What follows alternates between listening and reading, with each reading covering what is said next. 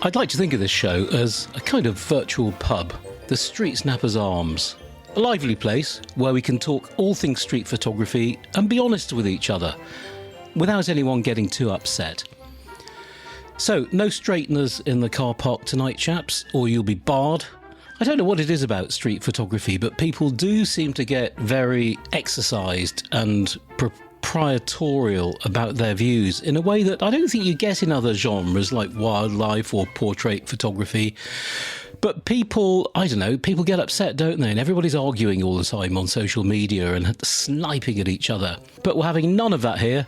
We may very gently agree to disagree from time to time, but we'll always shake hands and stay friends. Isn't that nice?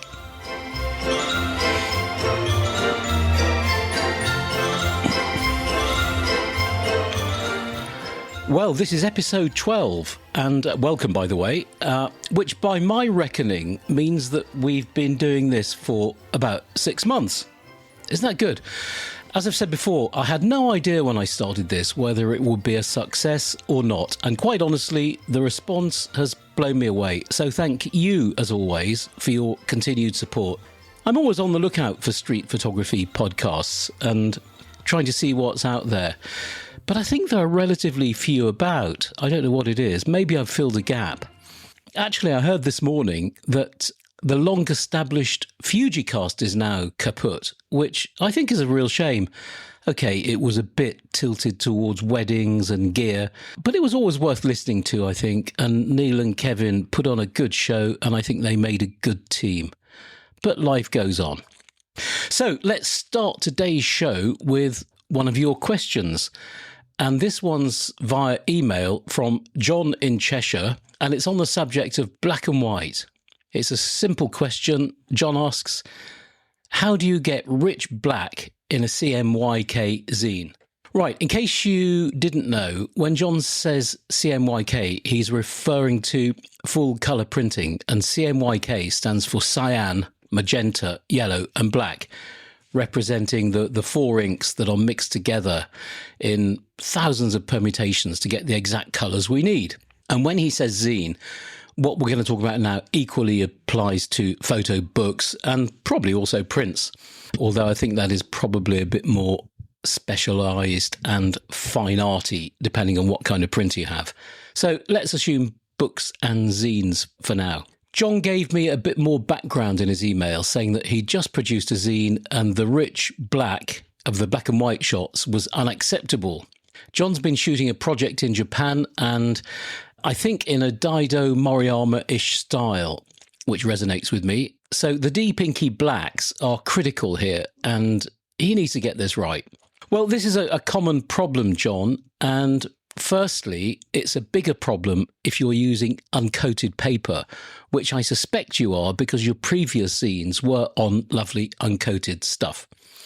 And I love uncoated paper stock too, but it really absorbs the ink like there's no tomorrow. And you're probably going to need to go even blacker with the blacks to compensate for this. So if you're printing on uncoated or any other matte stock, bear in mind that blacks absorb into the black ink absorbs into the paper fibres. And this means the images lose contrast and punch. You tend not to have these issues with glossy stock, which just seems to retain the density more easily. Secondly, there's often a perception issue in that the perception of black is relational. And by that, I mean deep blacks look and feel deeper when the adjacent tones are brighter and the compositions are clean and simple. It's a mistake to make the overall image darker to compensate. You need to make local rather than global adjustments. And you may have noticed that the classic Japanese Provoke books or Japanese newspapers, photographic prints, work from people like Moriyama, Suzuki. They all feel so dense, and this is because they use aggressive tonal separation and graphic structure, not just dark exposure. I think this is a really important point, and it's easy to lose sight of it. So my third bit of advice here is make sure you work in grayscale and not desaturated RGB. Don't simply remove saturation, but convert using proper black and white mixing so that you can control each luminance channel individually. This itself will give you cleaner blacks, better tonal hierarchy, and the printed version will just look so much stronger. What else can we do? Well, you've got to get your file preparation right. But even before you get to that, it's worth doing a quick check on your S-curve in Photoshop or Lightroom or Capture One or whatever it is you use. So in the S-curve, I'd be inclined to pull the shadows back a bit and lift the highlights, but just make sure you do keep some separation in the dark greys. If you don't do this, the danger is that the shadow areas become featureless black patches when they're printed. Then, if this looks slightly too contrasty on the screen, it's probably about right for paper. That's a good yardstick. You can also, or you should also, avoid the muddy middle greys. And a common problem we see in street photography zines is that everything lives in zones 4 to 6, resulting in really flat pages, weak reproduction, and it's quite honestly all a bit of a grey salad. Good zines usually have true blacks, strong whites, and a much simpler tonal structure. Nice tones doesn't cut it here, I'm afraid. Sorry about the dog barking in the background. It's hot here. It's a hot day, and I got the window open, and next door's bloody dog is driving me mad. So that would be my approach. But there again, I'm no real expert in printing, John, and I would always speak to your printer first if you have any concerns. They're usually really helpful, and they would much rather steer you in the right direction at the outset rather than have you unhappy with the final result.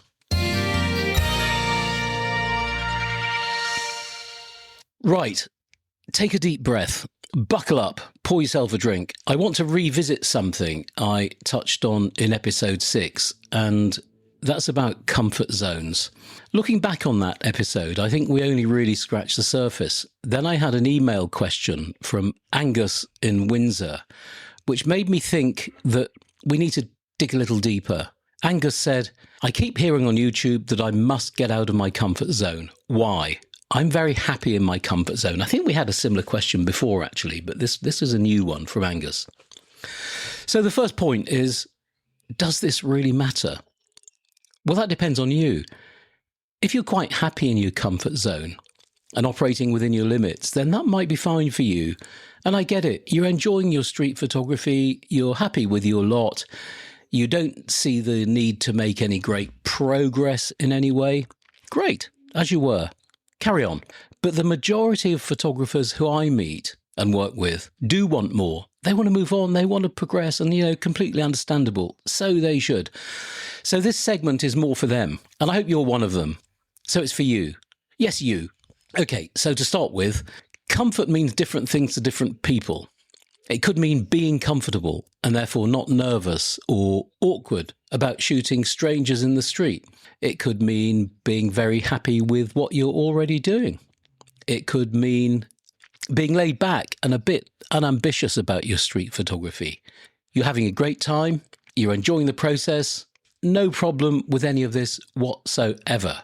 But as I sometimes do with some of these behavioural issues, I'm going to dig into some military wisdom, which is actually usually rather wise.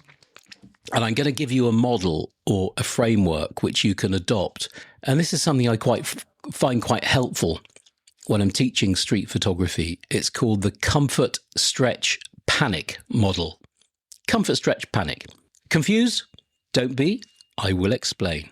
So the Comfort Stretch Panic model is something used during officer training at Sandhurst and other places, I'm sure. And the idea is that you move out of your comfort zone in a controlled way. And this thinking translates perfectly to the world of street photography. And this model explains where learning and growth actually happen. And it works like this. There are basically 3 zones in your learning and development, either as a rookie army officer or as a street photographer: your comfort zone, your stretch zone, and your panic zone. The Comfort Stretch Panic model. The accepted wisdom here is that in order to really grow, you need to be aiming to get yourself into the upper end of the stretch zone, that middle zone, But let me just explain those zones in a little more detail, and this will just start to make more sense. So starting with the comfort zone, this is where everything feels safe and predictable. So as a street photographer, that might mean, for example, that you usually shoot in the same locations, or you use the same lens and settings all the time. Not necessarily a bad thing, by the way. Or you maintain too safe a distance and you shoot from too far away, which is a common issue. Maybe you avoid interacting with strangers. Again, not always a bad thing, but bear with me for now. Or maybe you just take the same type of images over and over again and you can't see any real progress happening. The problem for us here in our world is that comfort rarely produces new and interesting work. You don't see many good artists of any kind who live in the comfort zone. You stay competent, that's fine, but you practice familiar routines and you don't grow. So other characteristics of being in the comfort zone could include low anxiety, routine behavior, minimal risk-taking, limited growth, and working on skills that you've already mastered. It's kind of easy way out, isn't it? Now, if we applied this to a military setting, staying permanently in the comfort zone will be seen as a problem because soldiers won't develop adaptability or resilience under pressure, and they won't be prepared to deal with the unexpected. I'm sure you see some parallels here, so it's not ideal then. Next, we have the stretch zone. As you approach the stretch zone, you're slightly uncomfortable, but still functioning well. In street photography terms, you could be starting to get physically closer to subjects, for example. You could be starting to work in black and white rather than your usual colour, or vice versa. You could be experimenting with different focal lengths. You could be shooting street portraits, possibly against your natural instincts.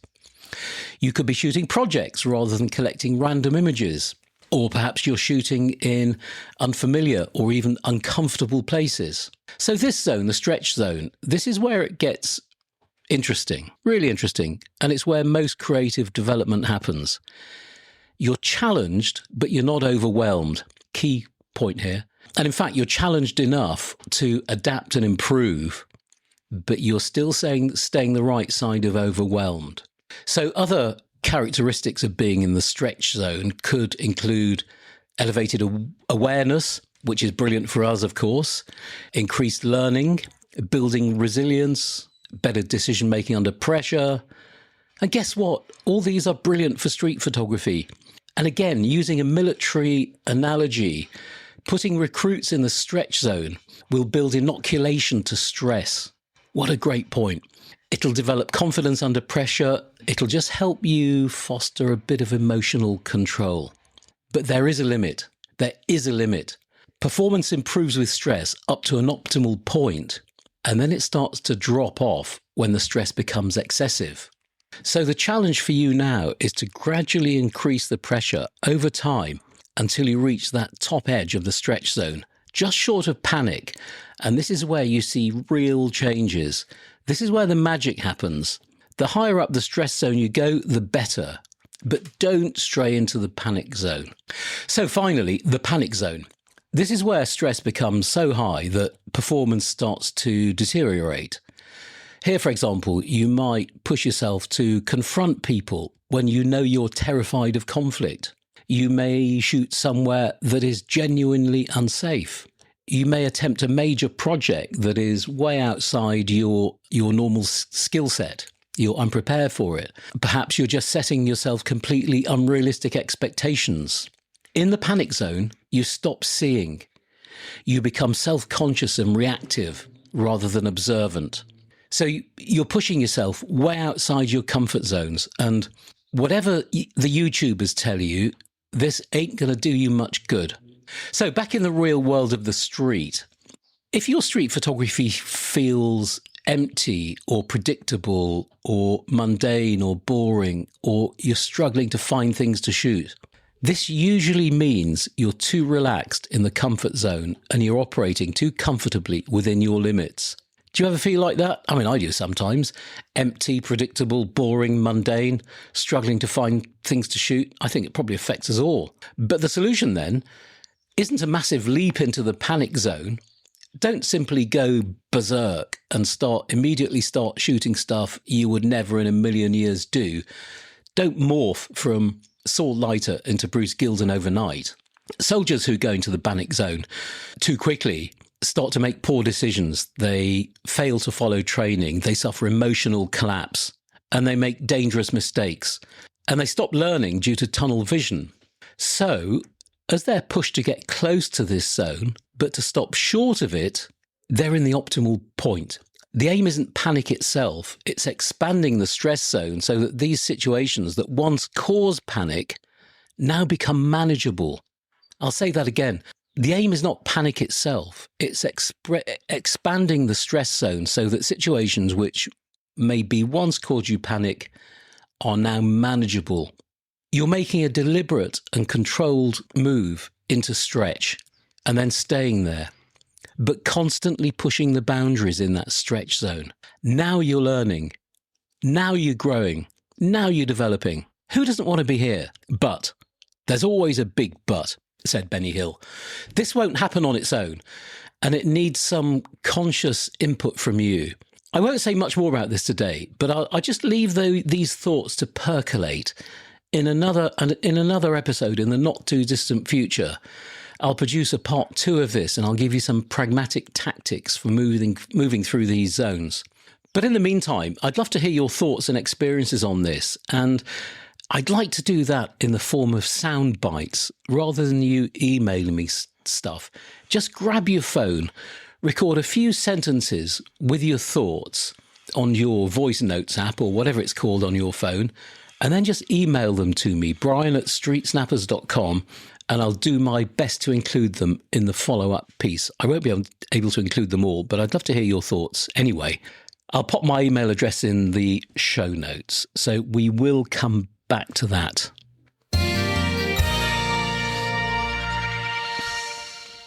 Well, you've heard of let's lighten up a bit. You've heard of a gear review.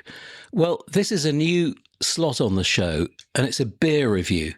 I'm sweltering up here in my loft, sweating cobs, as they say in these parts, and I need a pick-me-up. Listen to this. Oh, what a lovely sound. I hope the mic picked that up. And, oops, if any of you are old enough to... Listen to this. If any of you are old enough to remember Keith Floyd's cookery programmes in the 80s on the BBC, you remember that he was always stopping for a quick slurp mid-job. And I always thought that was a great idea. So here we go. It says on the can, the eagle has landed, and there's a picture of an eagle there. It's a nice yellow can. Let's have a taste. Very nice. Well, of course it is very nice. So Wingman, it says on the tin, is a session IPA, which probably means it's a bit light and fluffy. Well, it is light, but it's citrusy, hoppy, a bit too light for my taste, but probably great for this weather. And I'm actually going cycling after I finished recording this, so one's probably enough. And I'll get onto something stronger a little bit later.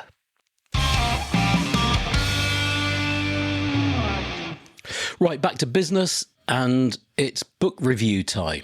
One book that landed on my desk this week, and one that a lot of people seem to be talking about, is one that's a joint venture between Josh Jackson and Sean Tucker. At first I thought this was a bit of an odd combination, because I always thought that Jackson was a street photographer and Tucker wasn't. Not really. Anyway, this book is called The Art of Street Photography, and it's just been published by Ilex, and the ticket price is 30 quid. So what can I tell you about this book? Well, I spent a week with it, and I must say I quite like it. It appears that the majority of the images in the book are from Josh Jackson. That's quite hard to say when you're halfway through a kind of wingman.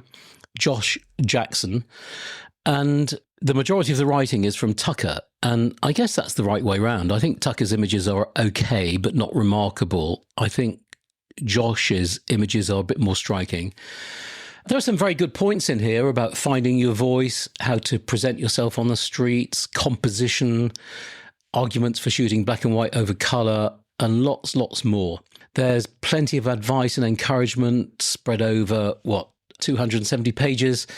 And of course, there are some great images, but I will point out that these images lean towards a more aesthetic style of street photography rather than the traditional observational street photography that I tend to shoot. So if the aesthetic approach floats your boat, then you'll be well and truly afloat. One slight niggle is that the images don't necessarily relate to the adjacent text, and I think they could have been made to work harder had they been used to illustrate specific points. And the captions on the pictures just say the date and location. They don't bear any relation to the accompanying narrative. So I think maybe that was a missed opportunity. It's a little wordy in places, which I kind of expect. But it's all sensible stuff. You know, you could nothing there you could really strongly disagree with. It's definitely worth a look. I think it's definitely worth 30 quid. Now, something's just reminded me. I've just seen a post-it note on my desk. While we're on the subject of this book, in the forthcoming issue of Click magazine, which I know you know that I like, issue 10, I think, is about to come out. There's an interview with Sean Tucker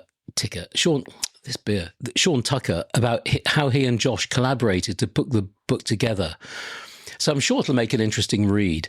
And I understand that the magazine is at the printers as we speak and will be out soon. And I'll put a link in the show notes for you. So do buy the book. I think it's a good read. I mentioned in episode 10 that I was moving towards a black and white only period in order to give myself a big creative kick in the pants. And I promised to keep you updated about my new exciting journey. Well, I've started earlier than anticipated. And I just got back from a week in Prague where I'd been working on a couple of projects, fully intending to shoot colour for a week. But actually, I set my M11 up to shoot high contrast black and white JPEGs. And I'm pretty pleased with what I'm seeing, actually. I've been shooting RAW plus JPEG as usual, just in case. But normally I would ditch the JPEG and just use the RAW file. But this time, I think I'm just going to be using the JPEGs. The Leica high contrast JPEGs are just looking pretty rich and contrasty and dense. And the blacks are great. You know, we're talking about inky blacks before. They're out of the camera, they're coming out pretty good. Now, this is interesting. I've already got lots of existing material for this project from previous trips, and it's mostly in colour. And I'm now very tempted to convert some of these older images to monochrome just to fit the project. Now, this isn't something I normally do, as I prefer to shoot mono with intent and a sense of purpose, and not simply do a conversion after the event. I know lots of us do this, but I've always had an aversion to it, and I believe that you need to shoot mono intentionally. And if you do, the image will always be better for it. But I'm going to give it a go and see what I can make of it. I will keep you informed, and there may well be a zine coming your way soon.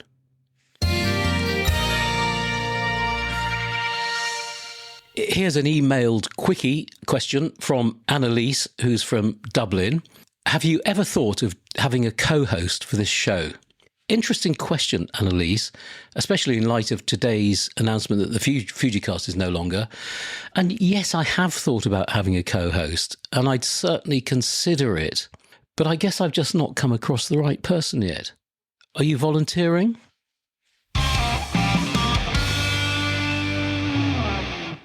As you know, if you're a regular at the bar of the StreetSnappers Arms, as landlord, I'm entitled to offload a few of my opinions. And as usual, I have my ex-army hand grenade in my hand, and I'm going to metaphorically lob it at an issue I want to have a rant about.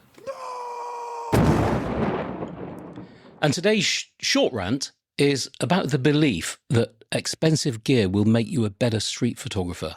Well, guess what? It won't. Did Gary Winogrand have 60 megapixels at his disposal? Did Saul Leiter have 11 autofocus modes to play with? Did Cartier-Bresson have focus stacking? Whatever that means. Of course they didn't. Buying new expensive gear, it'll make you feel better about your street photography. Hey, maybe no bad thing. but it won't make one scrap of difference to what you actually create. So my advice is not to make gear the excuse. And please don't think that spending $5,000 on a new camera is going to change everything. It won't. It might improve the user experience. So that's quite important. And it makes the journey more pleasurable. And if this is your hobby, then that's actually no bad thing. But it won't make the pictures any better.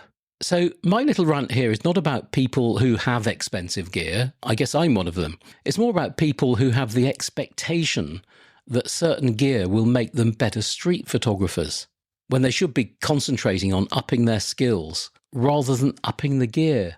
It's something we see a lot, isn't it? You know, people, they see somebody in a magazine or a YouTuber with the latest Leica, and they like the pictures he or she shoots, and they think, oh, I can, if I get that Leica, I can take pictures like that.